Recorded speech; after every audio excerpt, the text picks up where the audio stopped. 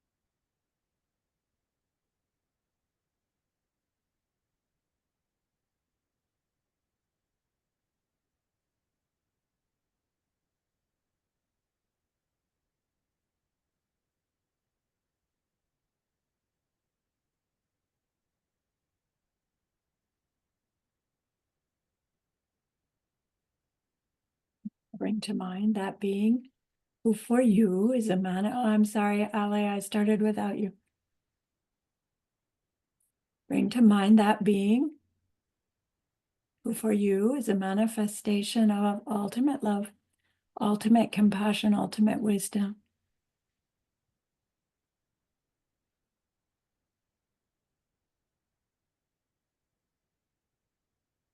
See them there with you, gazing at you with their unconditional love for you, smiling at you with their holy great compassion.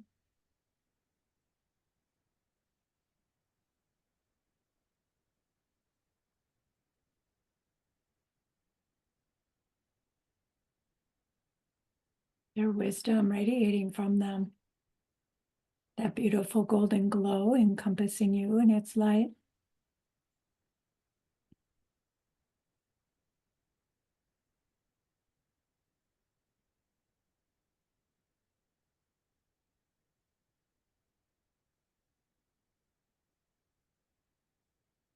And then we hear them say, bring to mind someone you know who's hurting in some way.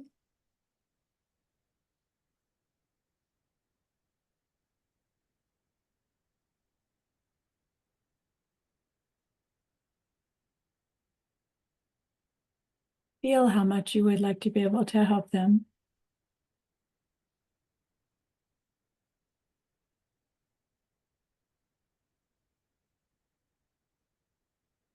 Recognize that the worldly ways we try fall short.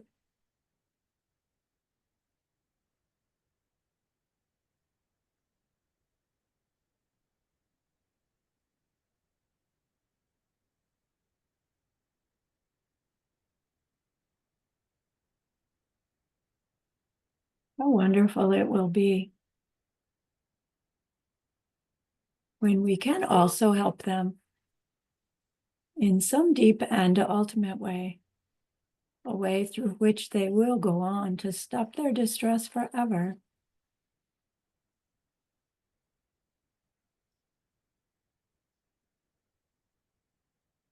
Deep down, we know this is possible.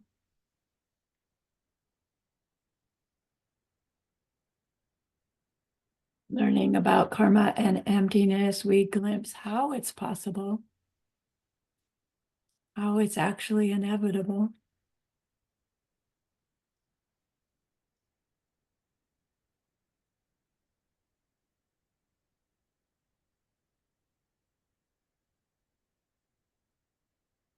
So I invite you to grow that wish into a longing.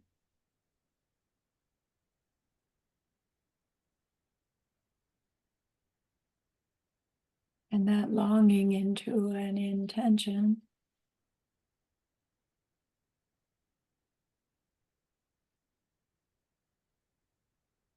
And that intention, even to a determination, if you feel ready.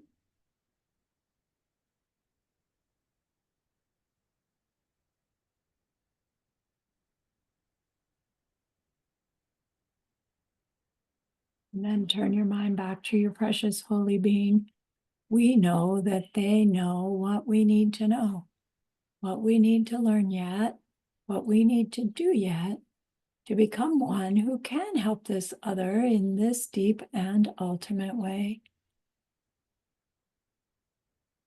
And so we ask them, please teach us that. Teach me that.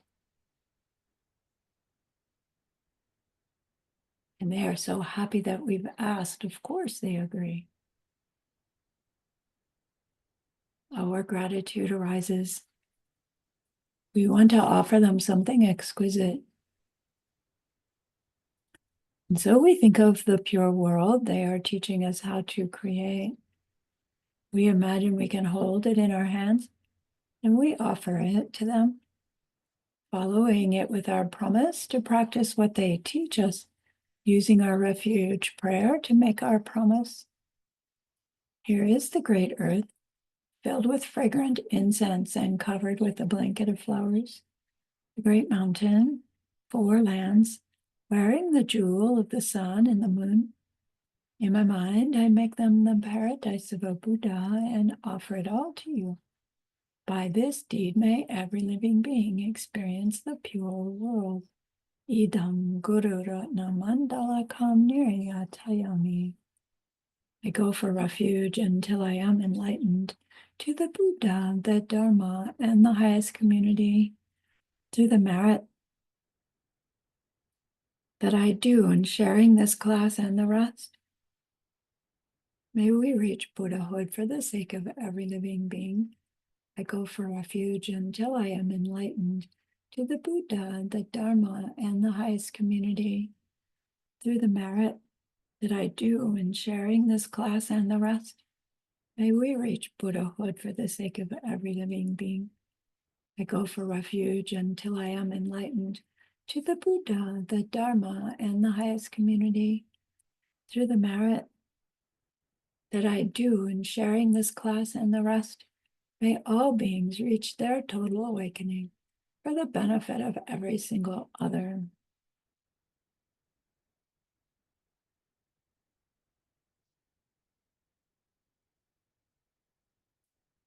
Last class, we heard about those 6 sufferings that are unique to humans and desire realm pleasure beings.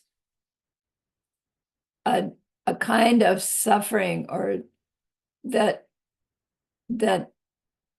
although they are within the obvious kinds of suffering, suffering of change and pervasive suffering, their specifics can easily escape us if they're not pointed out, right? Which is why they were pointed out.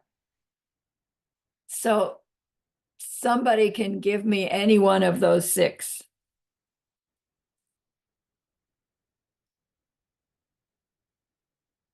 Animal. Victor, give me one. Life has no certainty. I mean, nothing is fixed. Yeah. Right. We don't know what's going to happen next. Somebody give me another one. Chris. We can't get no satisfaction. Yeah. That I relate to that one. Give me another one. Somebody. We have to leave our body over and over again. Yeah. And what's the suffering in that one? We work all of our lives to have a beautiful body, to have a good body, and we plant so many bad seeds because of that. And after all, we have to leave it again, and we will take birth somewhere else, and we have another body. Right. We take the karma with us. Yeah. Good. Somebody give me another one. Roxana. Yeah, I was thinking of the 5 poisons. I know it's not here, but it's kind of I know. Give me It's one of the six, please. yes, that's right. That anyway, they're gonna land you as a suffering too. Yes. What is ignorant liking, ignorant disliking, complete ignorance? Those and ignorant liking is just that we think that our happiness and everything that we like, everything that we have is gonna remain, and it's not gonna remain. The karmic seeds are gonna wear out. Right. But that is not a suffering unique to humans. Every being has that. Or really, These, even these six are unique to humans. That's okay. why they're designated, and that's why they don't talk about the general suffering, right? And the Okay. ignorant suffering, because every samsaric being has that. These are the six that are unique to humans and worldly pleasure beings. And you're right, they have those. That's why they have these six. Okay, But it's these are just that I specific. wrote something that gives us pleasure and then it doesn't. Nothing is fixed. It Right. shifts. Right. That's the no certainty Oh, okay. because of that, because of our ignorance, of course. Okay, thank you. So we have no certainty, no satisfaction. We shed our bodies over and over again. We take birth over and over again. And the very nature of birth is to die. That's why it's a unique suffering. Now, I just contradicted myself. Like every being takes birth over and over again, and every being's birth leads to death. It seems that the suffering from that is unique to humans because we can come to know it. Implies that as an animal, you can't become aware of, oh my gosh, I'm going to take another birth that's going to make me die again. And right, only humans and worldly pleasure beings can become aware of that. Then after high comes low, right? That ties in to what Roxana was saying as well. We try so hard to get where we want to go and then it crashes. You know, and then we despair thinking the crash is going to be forever, but it's not. And that up and down, up and down, up and down. When what we want is something steady, right? Then sixth one, no companion, right? And again, it's like we can be alone and not lonely. We're born alone, we die alone. Like, what's really the suffering in this suffering? It's that we make all kinds of karma on behalf of our people. And then in the end, when we need help the most, they can't do anything, right? They may try, but they can't. And so we feel a sense of betrayal, number one, if you remember the death meditation practice. But number two, we take with us the karma that we made on behalf of those people. And that's a unique suffering to humans in the sense that we can apparently become aware. And then, I don't know, it seems to me the suffering is I can become aware that I make good and bad karma on behalf of other people. The people can't help me and I alone go on with that karma, but I can't just go, oh, okay, I'm going to stop doing that. All right, so I know I'm in this predicament of how I'm perpetuating my own suffering by way of my own selfishness. I can become aware that I'm doing it. I can't stop it. Right? That's sort of unique to a being who has that level of awareness, and that's human. Okay, so this class is the class Pardo beings. Pardo. The hard word to say in English. The B sounds more like a P, but it's not a whole P. Like a French, B's and P's, you know.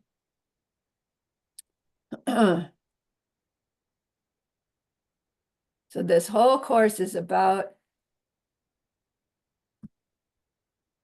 the realms of existence.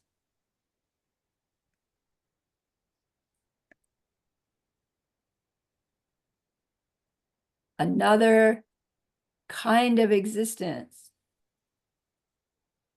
that a mind experiences is an existence called bardo. Here it is, bardo. Bar means in between. So bardo means the state in between, not meaning like the state of California, but meaning the experience, the quality of the experience, the state of mind. Sometimes the being who's experiencing bardo is called barsi. So the bardo is the state they're in. The barsi is the one who's in it. They're also referred to as bardoas. So barsi and bardoa means the same thing. It means the being who's going through that. A third synonym for the bardo being is drisa. This D is one of those Ds that sounds like a T, but it's not a full-on T. It's not trisa, it's drisa. You do something different with your tongue. So barsi, bardoa, and drisa, they all refer to this state of being that's in between something. What are they in between? Death and rebirth. So we're in between right now. We're in between birth and death.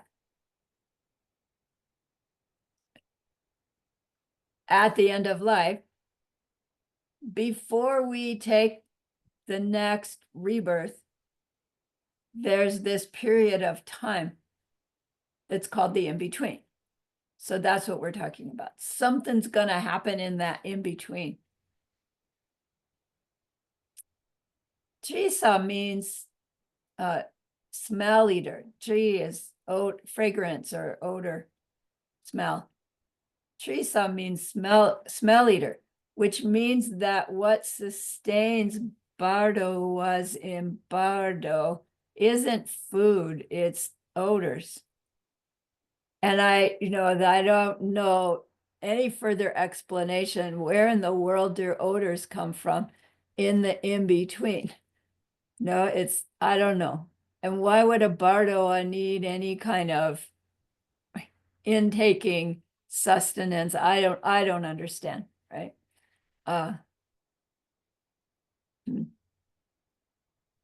Curious. So for this information, we are back into the Abhidharma Kosha and the commentary by the first Dalai Lama Gelwa Gendin Drup in the text called, what was it called? Tarlam Selje, right? Illumination of Freedom or something like that. So Geshe shares that our tradition suggests that many of the teachings on the bardo have been misunderstood, and so the true to the Gelugpas and then true to Geshe Michael's choice of what material to share with us. We're using two texts that have been established as authentic teachings, texts that gathered their material directly from the sutras, so they can be deemed as accurate. That's why we're using Abhidharma Kosha and Gelwa Gendin Drup's commentary on it for our information on the bardo.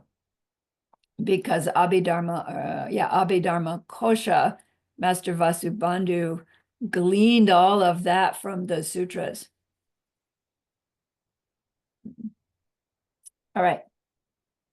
So that said, Geshe shared that our tradition believes that that text called Liberation Through Hearing, the Bardu Todral, isn't completely accurate. So we don't study it. That said, it's been used by many people, apparently successfully. So although it may be inaccurate, it can work. It's used as a instruction manual to direct the mind of the being that's going through and has recently gone through death, to help them recognize the clear light as their own true nature when their opportunity is there to do it. And then if they don't, how to direct them to a fortunate rebirth, to help them get off this automatic pilot of going directly to where they're going. So, you know, the debate is, can you really do that? And we're not going to go there in this class. We're just going to learn about the bardo and what happens in that state.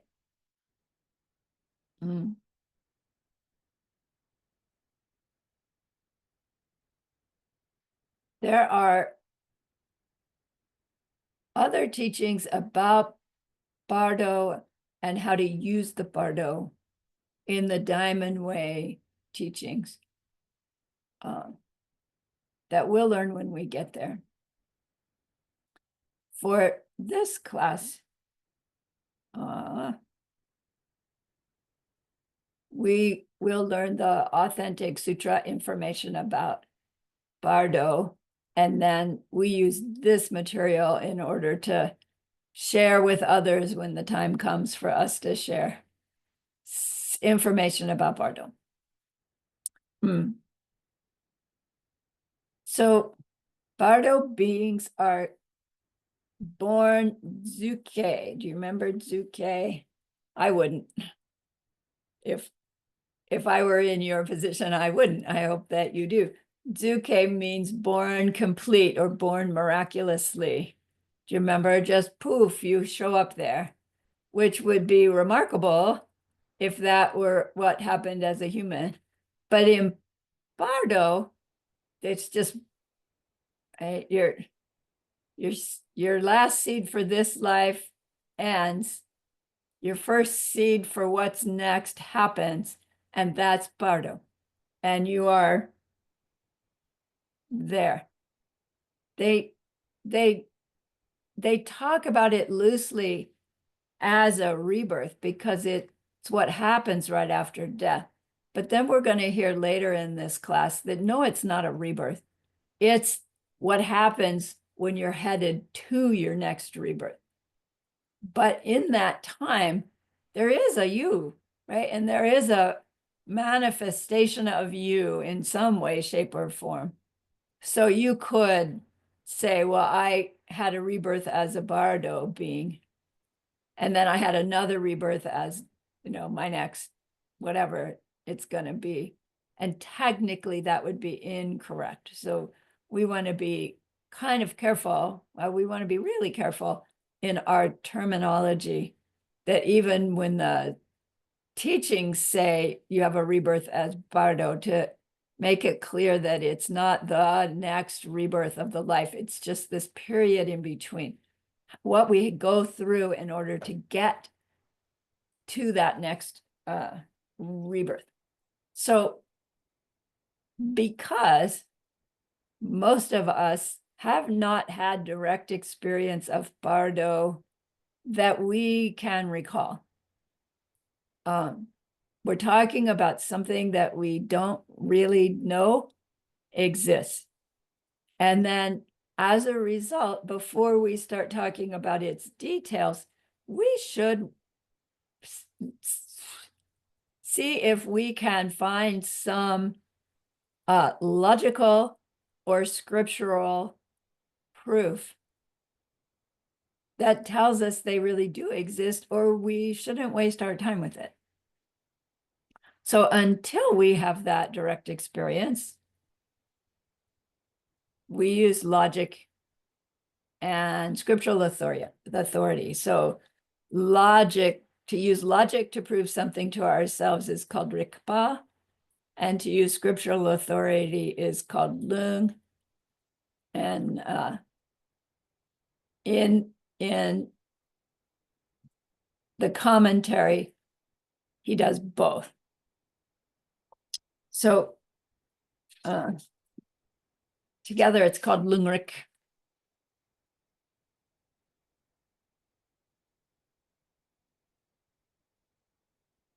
But we haven't gotten to our logic course yet, where we learn about syllogisms and so forth. This logic example that they give doesn't use the syllogism method. This logic that he's going to share with us, logical proof of Bardois, is a logic that's called a totally analogous example. So if you can get a perfectly matching example from something in a person's real life, right? I say, but something that someone knows is true from personal experience, and that matches something that we have not had personal experience of exactly, then that we can logically say, okay, right? Then that is what Bardo would be. So I don't know, I don't completely buy these as proof, although I do buy the Bardo, so I'm being inconsistent. Anyway, here it goes. Here's the perfectly analogous example that's given to us by somebody, right? It's in the Tarlam Selje, but I don't think Gelagend and Droop made it up. Drew Gyun, Chela Jungwa. That's it. So root texts are short and sweet, so they can be easily memorized.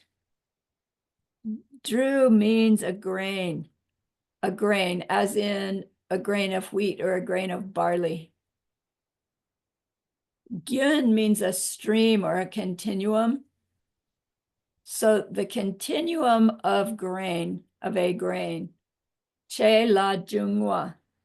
Che la means cut off and jungwa means continuum. So it's like a grain's continuum cut off continues. What does that mean? Like, how is that any proof about Bardos? So thankfully we get an explanation. It means if you have a grain, right, or a seed for something, it means the plant has died because the seed is mature. And in order for that seed to produce the plant, it has to go through a period of time when it's a sprout, doesn't it? It can't go from kernel of corn to corn stalk with the ear of corn already mature. It has to go in a continuum. So the previous continuum, the corn stalk, the ear of corn, it's cut off. The corn kernel is continuing, and then it will go through, right? Cotyledon, sprout, I forget the name for the next one, and the next one, and the next one. It's moving through a continuum to create the corn stalk, the full-on corn. And they say, see, in that same way, the continuum of the being who just ended their life, the corn stalk that has just died, the continuum of that, the kernel of my me, which is my awareness, right, is continuing. And it, in order to reach its mature next life, which would be for a human, the conception, right? It's not, we're not talking adult human mature. We mean the maturation of the next life, which would be for human the moment of conception. But in order to get there, you don't go from dead me to conceived me, right, in the next instant. It's too different. It needs the period of time of sprout maturation, etc.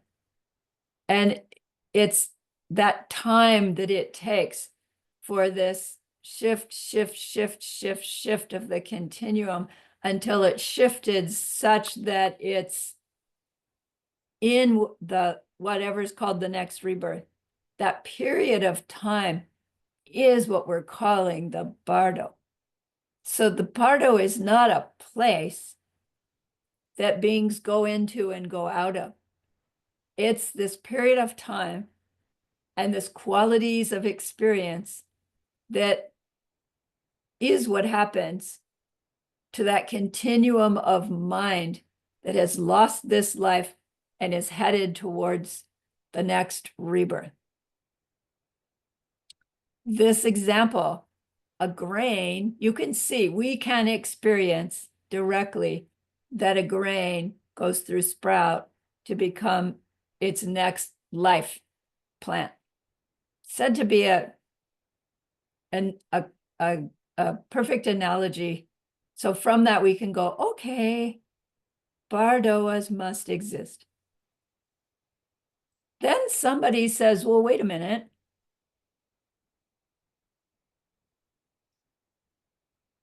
A perfect analogy would also be a person looking at themselves in the mirror, seeing the reflection in a mirror. That would also be a perfect analogy then. And for that, you don't really need this time frame when you're something different, right? You're standing in front of a mirror. It doesn't matter if there's nothing between you and the mirror. It doesn't matter if you're close up or if you're far, far away, your reflection will be in the mirror. So this person is saying, so you wouldn't need a bardo time, because if your mind is always there, you're always going to be reflecting in the mirror. So it doesn't matter. And it's like, I don't quite understand why this negates that other as a proof. But Master Vasubandhu's answer to that apparently was, we're not trying to prove a next rebirth. We're trying to prove that there's experience still happening in a time between death and rebirth. And in this example of the mirror, he says that the you that is the continuum is not in the mirror ever. Whereas the corn kernel goes in, right, becomes the corn stalk by going through being sprout, right? Being next stage, being corn. So somehow the fact that we are not in the mirror says, look, that example of the continuum of the mind stream and its appearance is not analogous enough to what happens in the bardo to prove bardo. And I'm just giving you the words because it's like, why is that significant? Why is that important enough for Geshe Michael to include in a class on bardo? It would have something to do with our thinking, our me is some self-existent thing that's going in and out of these different stages, but actually is staying the same, right? The corn kernel isn't still the corn kernel experiencing itself as the sprout. It is now the sprout experiencing itself as sprout. And then it's corn plant. right? So in the same way that when we die, it's not Sarani becomes a Bardo being.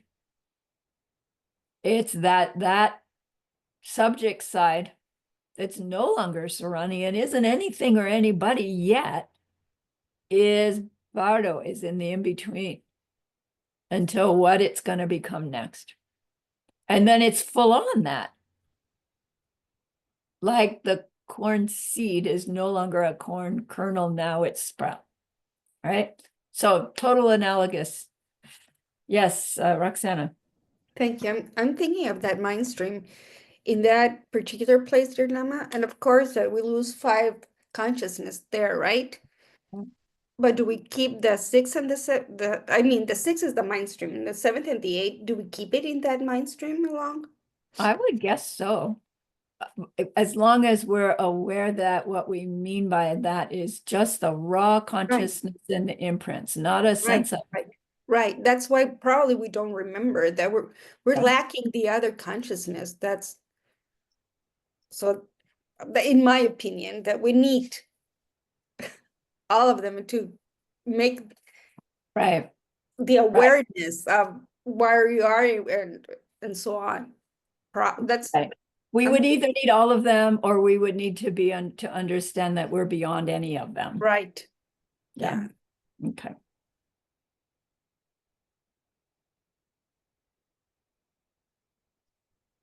So of course, ultimately, everything is projection. Shifting, shifting, shifting, shifting. But it's not like knowing everything is a projection. That means a state of bardo will not happen, right? It happens because everything is projection, projection, projection. Okay.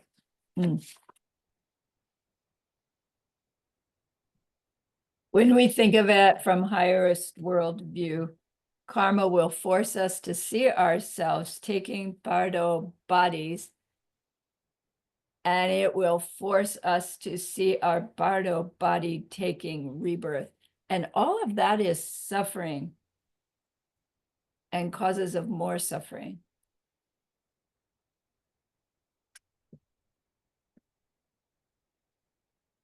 And it happens to every existing being whose that life existence wears out, with the exception of beings who are headed to the formless realm. Remember, we learned that.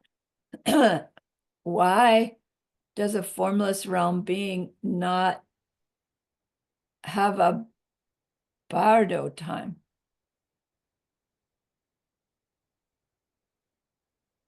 Their formless realm, them,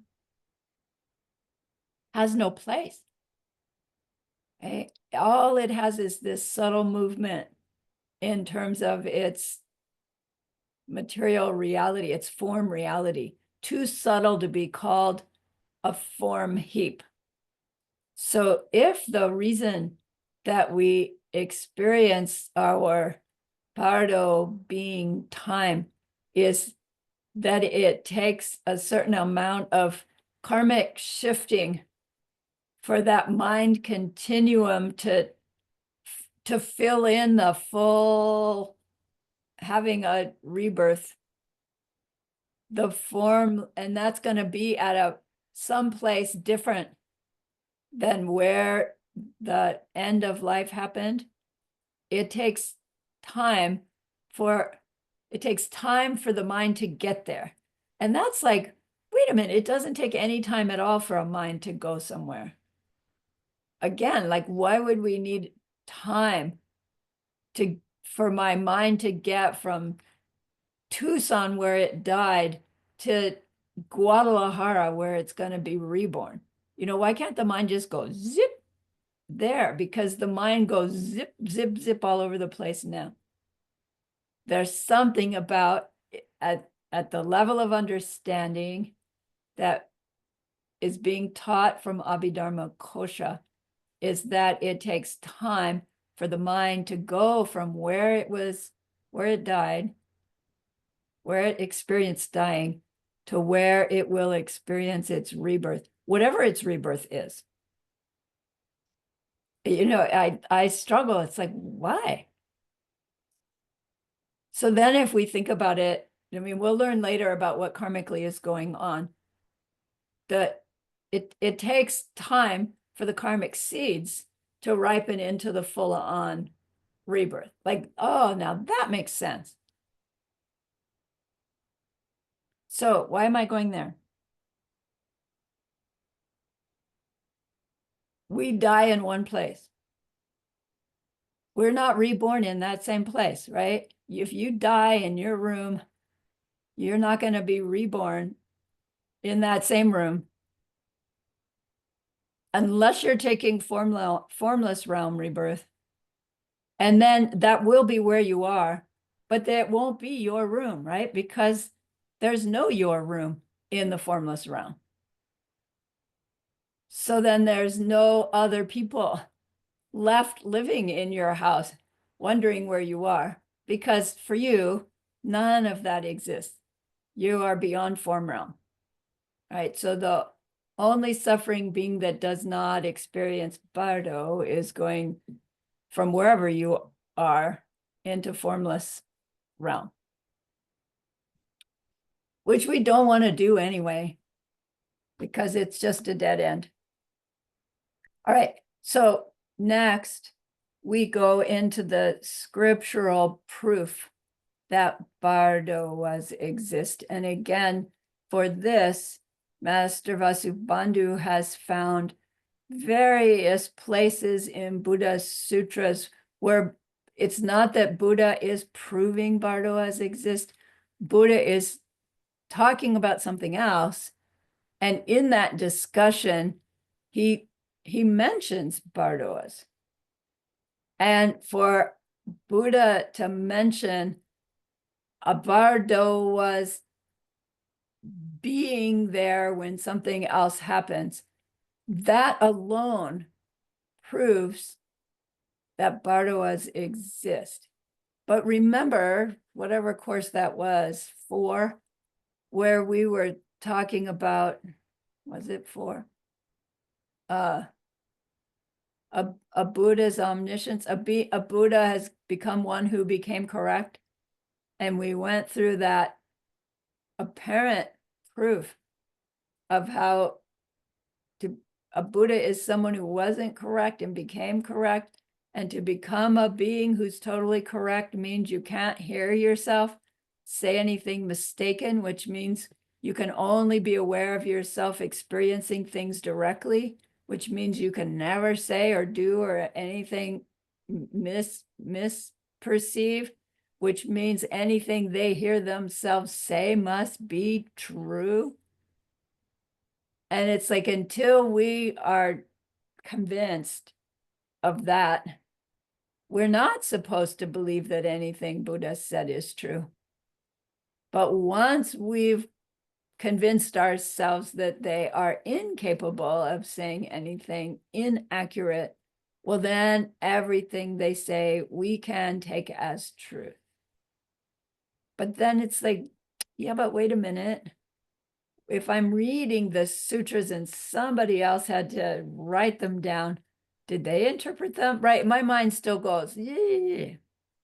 So at some point, I just decided I'm gonna believe enough in order to take from these teachings what will help motivate me to be more kind, so that the seeds in my mind are trying to, the virtue seeds in my mind are trying to outweigh the selfishness seeds in my mind to give me a little bit more confidence that when this life comes to an end, right, I'll be able to do something significant with that experience. So, you know, I hear myself saying that and then thinking, you know, are you doing that in life? It's like, ooh, cattle prod.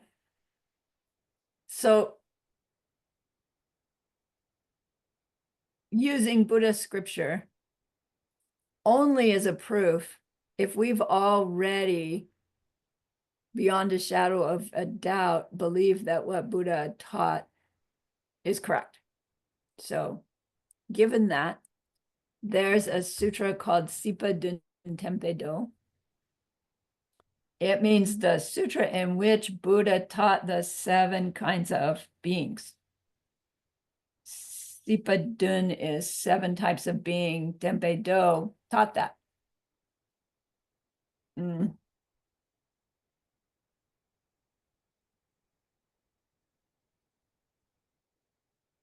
Geshe-la said, someday in deep meditation, you will experience directly the truth of Bardo. And then when you come out of that meditation, no one will be able to disprove Bardo to you. So we actually can't prove Bardo exists to someone who is doesn't want to believe, doesn't believe. But we can prove that we cannot prove that they don't exist. And that's true for rebirth as well. Technically, when we're trying to prove rebirth to someone, we show that we can't disprove rebirth. It's a little different way to think of something.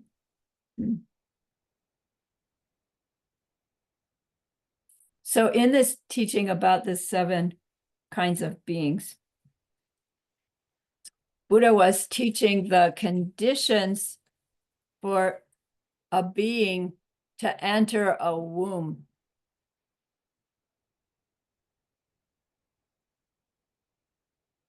And so he's not saying consider Bardo as they exist because. He's talking about, here's what happens when a being's headed for a womb birth.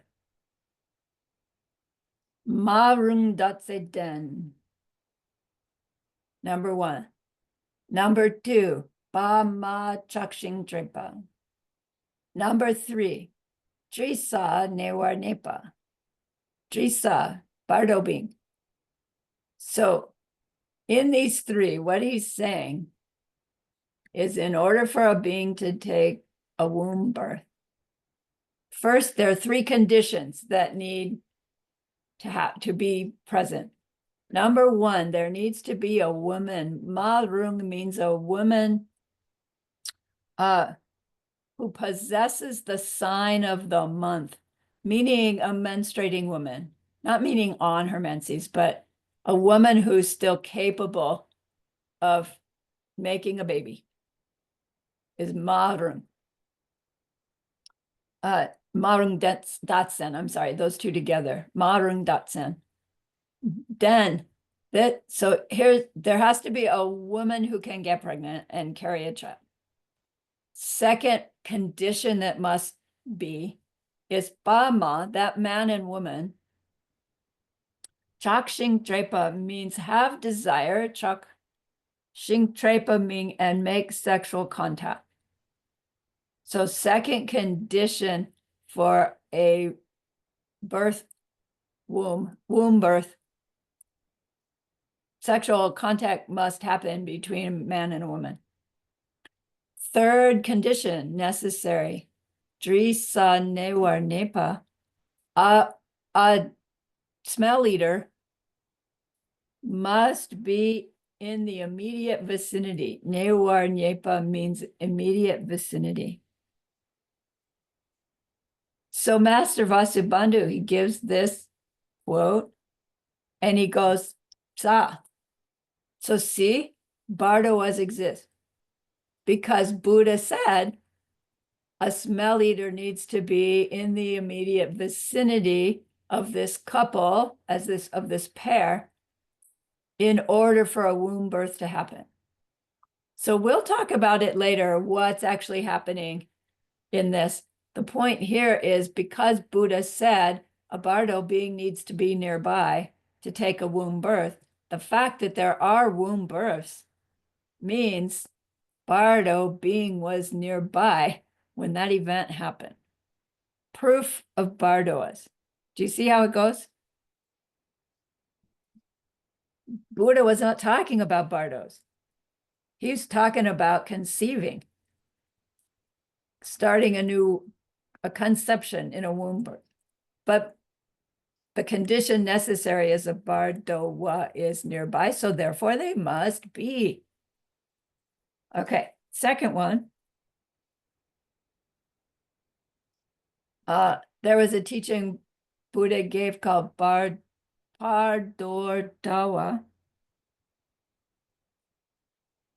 Pardordawa means, the words exactly don't mean it, but it means reaching nirvana from the bardo state.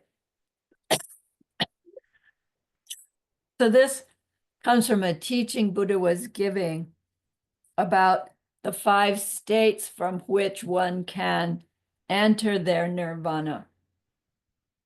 And one of those states is from one's bardo. Interesting. So again, it's another example of where by Buddha mentioning a bardo being, it gives us proof that there are such things because of being of direct perception could not otherwise say that. Not would not, could not. So therefore there must be bardo beings. Gachalis says, just hearing that you can reach nirvana from your bardo state is not enough to make it happen. And he says, it's still risky. So don't think, oh, I'll just reach my nirvana when I die, because it'll let us get complacent. Your likelihood of reaching nirvana before you die is much greater than your likelihood of reaching nirvana after you die. So don't hear that and feel like, right, we don't need to make the changes we need to make. So in the Abhidharma Kosha, like somebody must have said, hey, wait a minute, Master Vasubandhu, what about somebody who's done one of those immediate misdeeds? Scripture says that being goes directly to hell realm. So there's a being who doesn't need a bardo because they go direct. And the Master Vasubandhu, or I don't know where it's said, clarifies and says, no, a being who's done the 5 immediate misdeeds is going directly to a hell realm, in the sense that though any of those deeds are such a heavy karma that one of those seeds will be their projecting karma, the karma that pops at the moment of the end of life. Over all the other seeds, though those ones, one of them will take precedence. So once your projecting karma fires, there's no diverting, with some rare exceptions. And the karmic seed of any of the 5 misdeeds are seeds that will ripen as a hell realm rebirth. Do not pass go, do not collect the $200. But it still takes time for that karmic seed to fill in with other seeds into the full-on hell realm rebirth. So even after the 5 misdeeds, there's still a bardo time before the hell realm life is ripened. It's just that there is no possibility at all of any kind of diversion. Now, later we're going to hear there's no diversion anytime.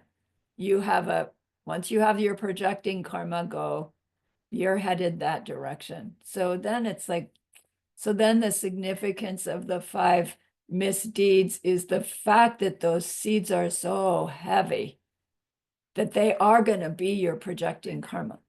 For other deeds, we don't know what our projecting karma is going to be. It's like the lottery balls, you know, popping around in the big vase. Any one of them can pop out the top. If in your lottery balls you have 5 misdeeds, any one of them, doesn't matter how many other ones you've got, it's going to be the one that comes out. That's the point of the 5 misdeeds. Then somebody else must say, yeah, but what about chokus? So the word choku means that it's used now as a reincarnate lama, right? So Ole Ken Rinpoche, Lobsang Tarchen,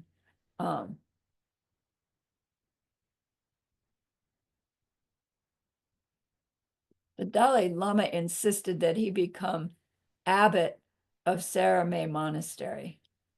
And he kept saying, no, no, no, no, no, no.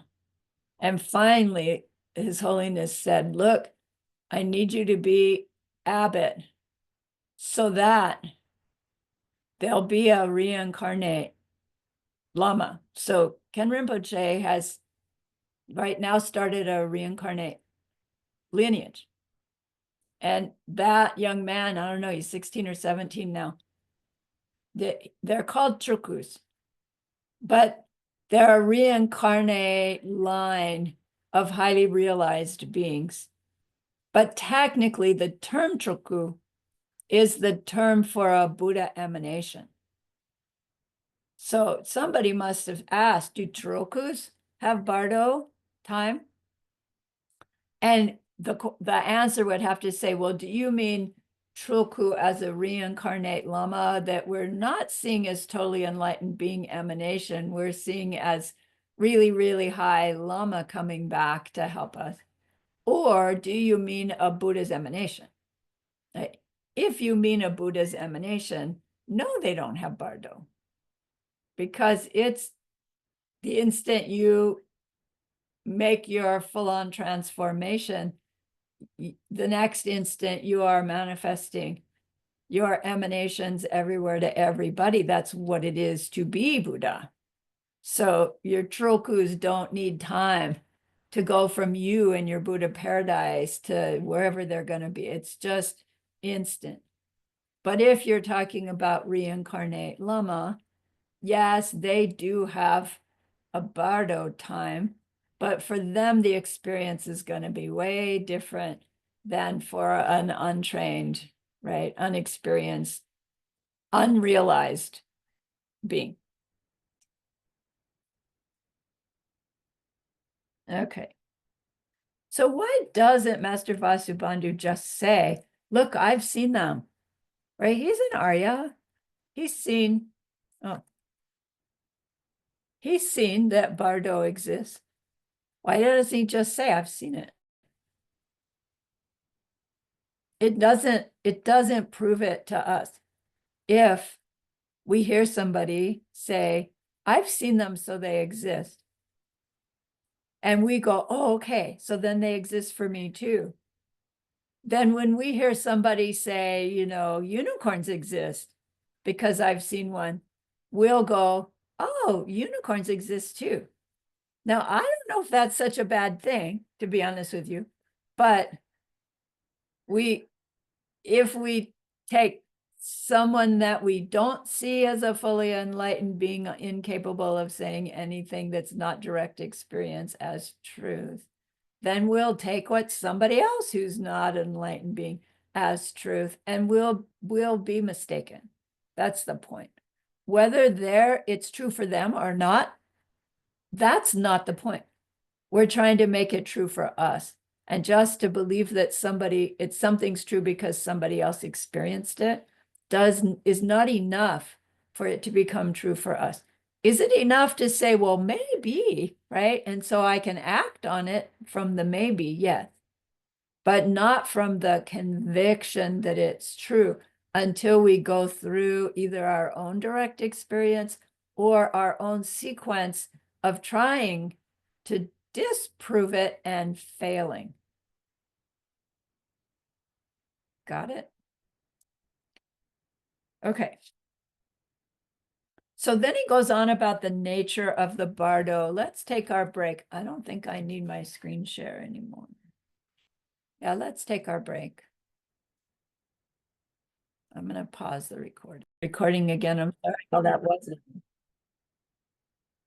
Okay, so the body of bardo beings are made of very subtle matter. So they do have subtle form.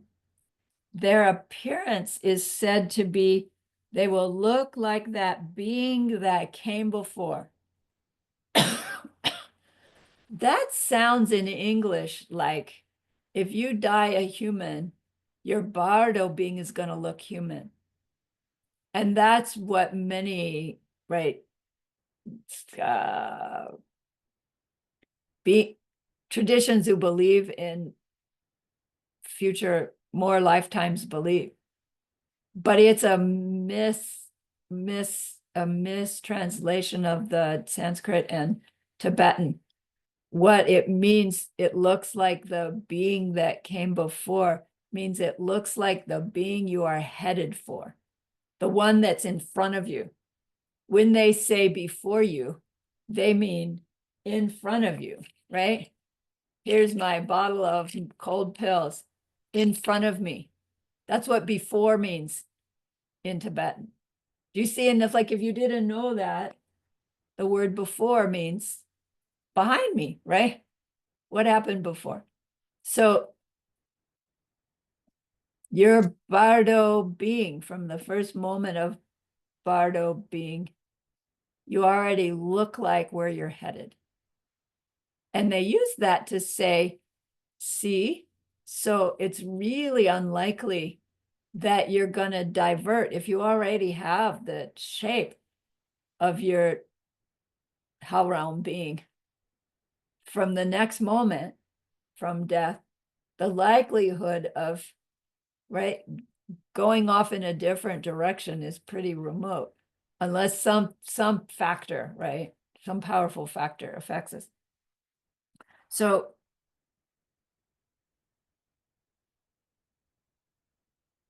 that projecting karma, the one that pops after the one that ended, that was dead, when the mind moves from the dead body out, that's called the projecting karma. That projecting karma is the seed for the circumstance of the next rebirth. So if the seed that ripens is a seed made from, cruel selfishness, that seed forces us to perceive ourselves already in this very, very subtle form as a hell realm being. It looks like a charred piece of wood, they say.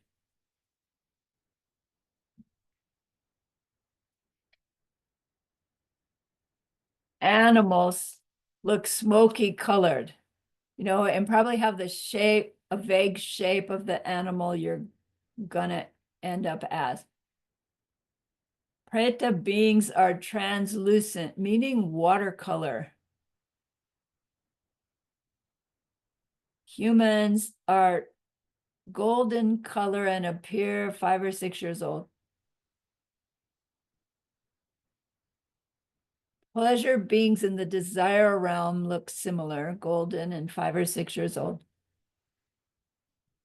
Pleasure beings going in of the form realm are white, adult, and clothed somehow. Again, I don't really understand. And what do you suppose the formless, a being headed for a being, wait, I just messed that up. What do you suppose a formless realm being looks like? Yeah, right. No, right? No look like, because they have no form. Okay, So then, how long do we spend in the bardo? This tradition says that the process of bardo happens over the course of 7 sets of 7 days. Now, it's like, wait, how long is a day in the bardo? Are we talking about bardo days or human days? So if we're talking about human days, what it means is that the day of death is day 1.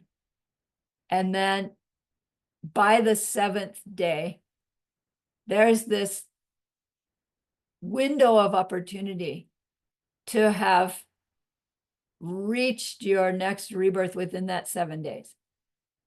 And if you didn't, then that bardo being ceases. They say it dies and then starts again as at another level of bardo being. But you would think then it's like, well, then a new projecting karma would happen, but apparently not. This is all happening from the original projecting karma. So every 7, this time frame of 7 days, let's call it 7 human days, within each of those 7 days, that being, right, is being compelled to find the circumstance of their rebirth. If they do, bardo's done for them. If they don't, some kind of death happens again at 14 days. And 14 to 21 again at this different level of experience somehow. That can go on for 49 days, 7 sets of 7. That within that 7 sets of 7, they will find their rebirth. They will, ripen the full-on rebirth. So theoretically, every bardo is finished with their bardo in 49 days. So when prayers are said for deceased people, special rituals are done on day 7 for them, and special rituals are done on day 49 for those who didn't manage, right, to get out of bardo before the end. I don't know what happens if you don't get out of bardo by the 49th day. Like, a lot of this is like, wait a minute, it doesn't logically make sense. And then if we wonder about, well, those beings who've been, ghosts in the Scottish castle for 500 years, is maybe they're still within their 49 days. I don't know, how long is a day for a bardo? So maybe it's not human 49 days. Maybe it is for the bardo, which then their level of time would be unique to each one.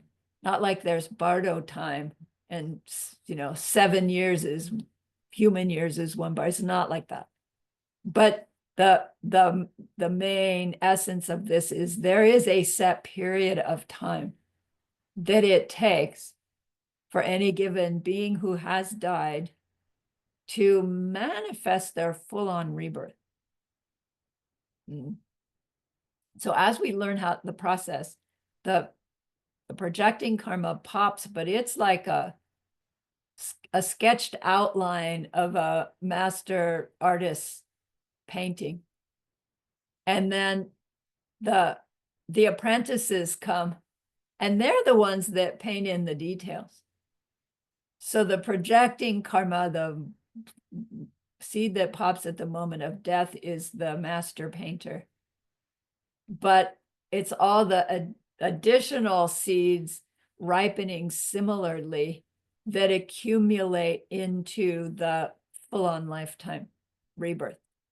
Rebirth as a hell being, rebirth as a hungry ghost, rebirth as the pleasure being. It takes these other seeds ripening to manifest that. And that takes time for that to happen. So who can see bardoas? So a bardoa can perceive other bardoas that are headed in the similar direction. So charred piece of wood bardoas see other charred piece of wood bardoas. You know, I don't think you know. I look like a charred piece of wood. You look like a charred piece of wood. We must be headed to hell realm. I don't think that that awareness is that. But there is awareness of other being similar. But that implies that you don't have awareness of other beings that are not similar to you. So suppose two people die in the same hospital on the same day. They both throw their bardo. One's going to another human life. Another is headed for a pleasure being life. It's the mind stream is still in that general location. It's not like they go, hi, see ya, have fun, right? It's just their realities are totally different, even though those of us left behind would say, well, but they're in the same place. It's not the same place for them once they're dead. Do you see? Dead means everything familiar to this life is gone. There's just this awareness happening. All right. Bardoas can also be seen by someone with the eye of God. I should have written that. H-L-A-Y-C-H-E-N, Lychen. It means the eye of God, which means this vision that one gets in deep meditation. So meaning in deep meditation, if we did not have 11 certain conditions that are obstacles to it, in meditation, we could be aware of bardo beings. I don't know if that means that you could also cultivate awareness of them out of meditation. But if you had that, if you were free of those obstacles, and it would be beneficial to be aware of bardos, you could see them.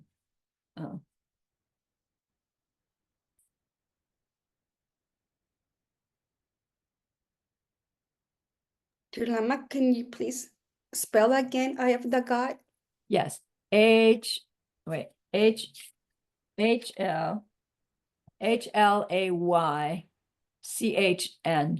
Lai-chen. It's all one word, apparently. Thank you. Yeah.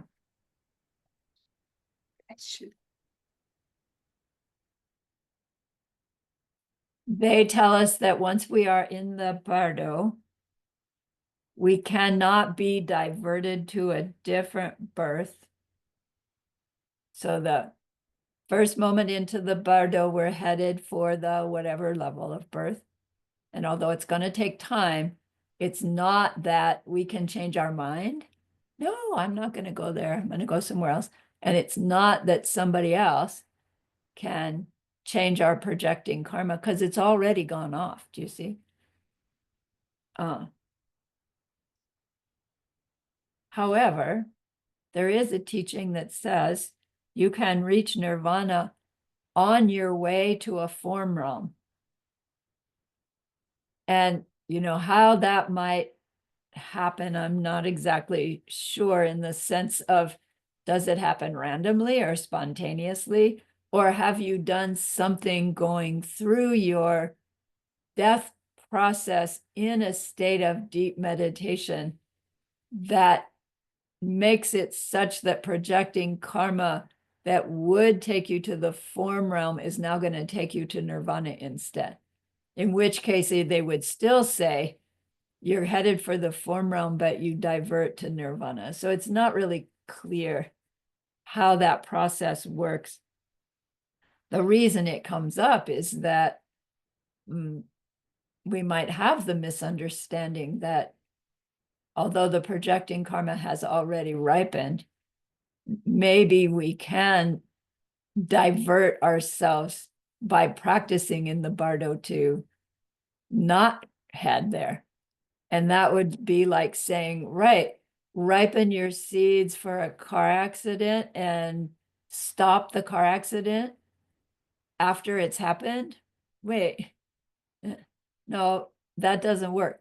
You can stop it before it happens, but that would mean stopping that projecting karma from being that projecting karma and getting some other one to project instead, in which case you're not diverting yourself in the bardo, you're directing what bardo you're going to go into. That's different practice. Okay.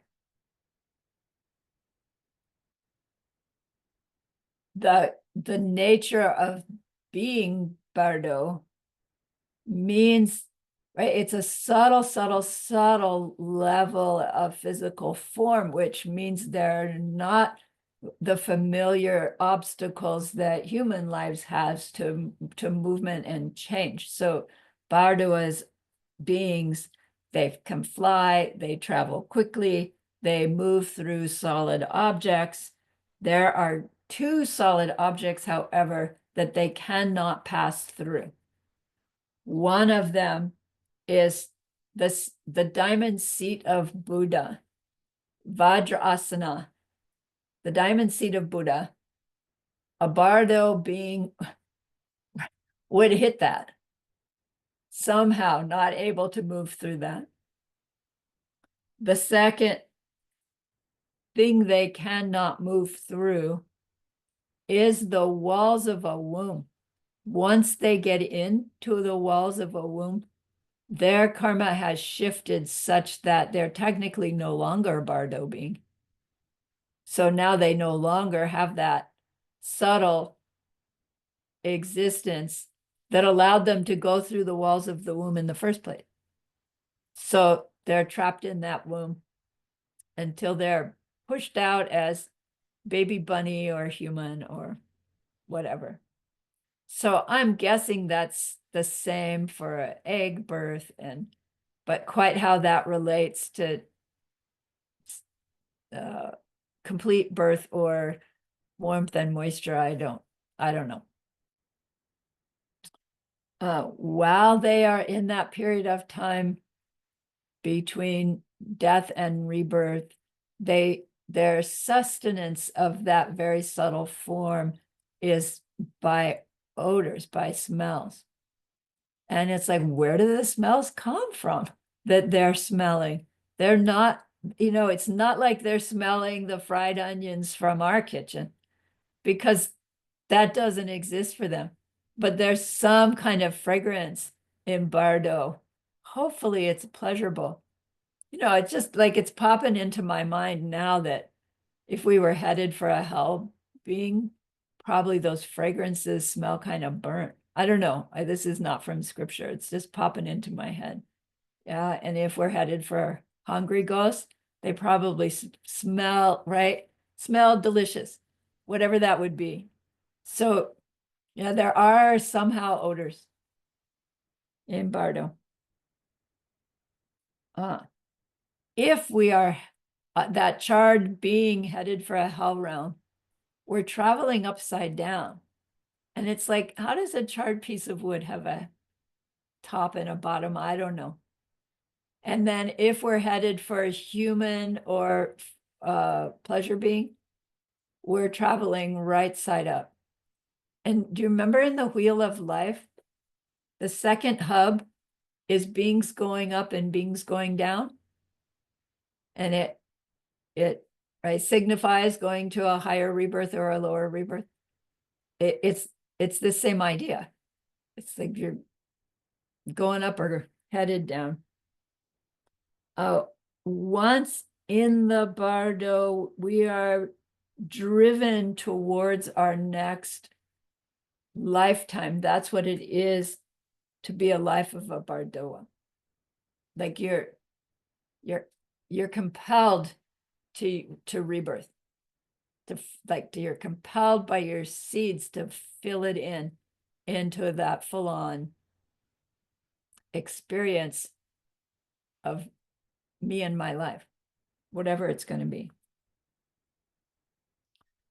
So how does that process happen? They explain it in terms of a bardo being who's projecting karma is heading them to a womb birth. They don't say specifically animal womb or human womb, but let's use human womb for the good seeds of that. So the being has experienced dead. I can't even say that. They've gone through the last moments of that life. Their body is done. They are no longer aware of it. There's the moment the mind leaves that body, and that seed that ripens is the seed that projects us into the next lifetime. That seed then, right, is followed with seeds similar to it that fill in the details. So suppose that being has died and their projecting karma is human life. Then that being doesn't know necessarily, I'm headed for a human life. It's in this process of seeds ripening, seeds ripening, seeds ripening, and the experience is compelled towards. So as those seeds are filling in, the experience is that they perceive something happening in the distance that looks like fun, looks enjoyable. Who knows what it is? They're moving towards it by their attraction, right? I want. As they get closer, they're seeing, more specifically, something fun's going on here. Suppose the being who died projected a karma for a human life as a great baseball player. Then maybe what they're seeing that looks like fun will have something to do with what looks to them like a baseball game going on. Just as a crazy example. And they're attracted, and they get closer, and then boom. Their experience is trapped.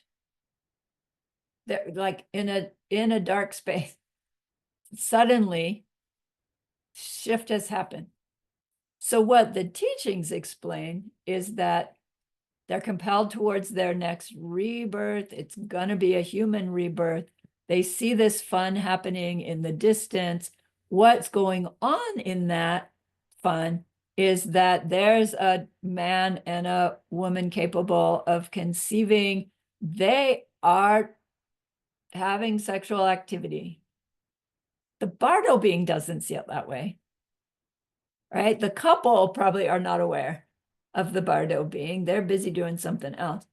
But the attraction to the baseball game draws that being in, and then for them, their karmic seed shifts, and that couple has conceived, right? So it happens, right, anywhere from minutes to a few days after the sexual activity, that the bardo being's karmic seed shifts such that they are now that tiny little conceived being. And they can't get back out because they're not bardo anymore. Right? They are, I don't know what their perception of it is, but from the mom and dad, that fetus, right? Growing fetus. So yes, Chris. It seems to me I've heard like sutras or stories or whatever where it's like, and then so and so got these parents through this karma. So this seems kind of random, and it doesn't link up with the, how does, Right. is there a connection between? Right, right. The difference is that this explanation, where it does seem really random, is the explanation of what happens for untrained, unrealized minds who die, right? And there's Wonderful. no, right. So if we die a realized being, we still are forced into a rebirth, but there's a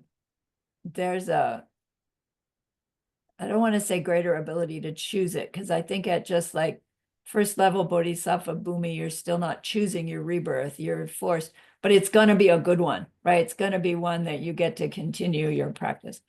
As your negative, as your ignorant karmic seeds are being burned away, you realized being, you reach this level of where when you go through the dying process, different experience. You do go through it.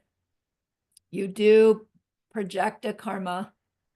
It's gonna be a karma for more human life in the Dharma.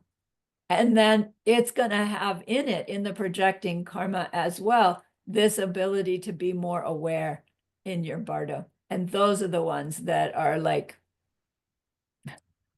where are the right parents for me? That are choosing. Yeah. Still happening, forced by seeds. Yes, Roxana. Thank you. I'm thinking as someone who has studied the Dharma for quite some times and are planning on having a baby. I mean, their karma, can they just, I don't know, like plant the seeds to have a certain being in their womb? I would think so. I would think so. It You would be know beautiful. exactly what those seeds, how you would do that. Understanding seeds. It's like Right. you would want to find somebody who's wanting to get a particular mind stream into their womb and somehow help them do that. Right. Yeah. Because it's karma all the way for the Karma all parents, the for way. the kid. Yes, karma all the way. Yeah. I'm anxious to see who's arriving to our family. Yeah, it's amazing how many babies I know. I on the know. way. You've got two. Alex Rowland's first grandbaby was born day before yesterday. Janice Sanders, her daughter, has twins. Like, it's like, what's up with that? I know. It's so wonderful because I mean, they're around us. They're going to be Yeah. around us all Yeah. around. So that's like a great sign. Yes, it is. All right, that's what I have to share about Bardo. It makes more questions than answers, doesn't it? Yeah. Mm. Yeah, and the answer was always going to be seeds, karmic seeds. So that to take away this motivation to fill my foundation consciousness heart with as much loving kindness as I can, so that those loving kindness seeds are gaining weight over the, reject, violent, heart, selfish seeds, so that the likelihood of a kindness seed ripening is greater, even if I find myself flying through the windshield of my car. Can my mind be on kindness? That's the take home of all of this about the different realms of existence, all driven by how we interact with others moment by moment by moment. Yeah, not to scare us, but to motivate us. We're all in the same boat. Every other being, the one that irritates you and the one you love the most, all in the throes of karmic seeds ripening and karmic seeds planting. And at least we know, right? We know the punchline. So why don't we just be nice, even when we feel bad, even when they're being nasty, even, right? And it's so hard because our me kicks in. Yeah, but what about me? What about me? You know, I hear it inside there all day long. It's just shut up in there. Shut up, but it's still there. You know, why does David do that? Why? Just shut up. It's, I don't know. But motivation, reminding ourselves, not acting from that inner voice that says, do this for me. It's like, no, right? It's all right. No, no. Treat my own inner self like this little 2-year-old, you know, having a tantrum. Let's go sit in the corner together. Wait this out. It'll pass. I don't have to act on it. Oh, okay. All of that helps our bardo be in a bardo that will take us to a human lifetime, right? Which is what we want, yeah? A human lifetime with our needs met in the Dharma. So how do we plant those seeds? Help people get their needs met. Help the Dharma stay. Share what you know. Support the teachers, however you can help them. Right? Support ACI, donate to ALL, right? All the standards. But live your Dharma. That's to share the Dharma more than any other way. Live it. And that keeps it alive. So that's our job. And it's fun. Okay. That's Bardo class. Remember that person we wanted to be able to help? We may or may not ever give them a class like this. We don't have to. But what we've learned will help them, is already helping them. And that's a great, great goodness. So please be happy with yourself.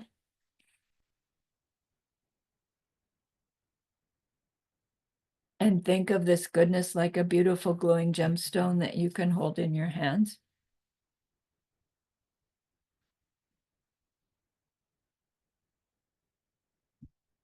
Recall your own precious holy guides. See how happy they are with you.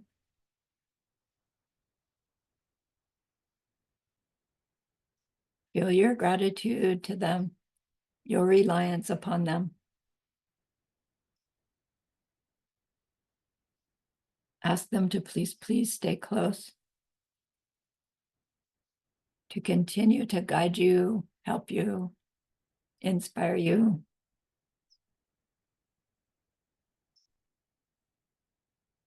And then offer them this gemstone of goodness.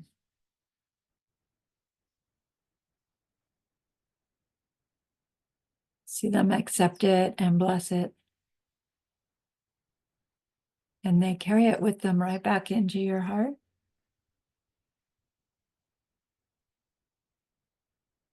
See them there, feel them there. Their love, their compassion, their wisdom. It feels so good. We want to keep it forever, and so we know to share it. By the power of the goodness that we've just done, may all beings complete the collection of merit and wisdom, and thus gain the true ultimate bodies that merit and wisdom may. So use those 3 long exhales to share this goodness with that one being. To share it with every being you love.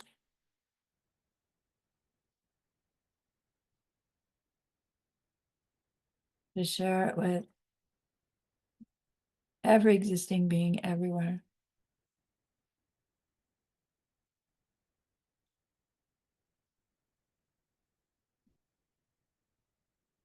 See them all filled with loving kindness. Filled with the wisdom of loving kindness, and may it be so.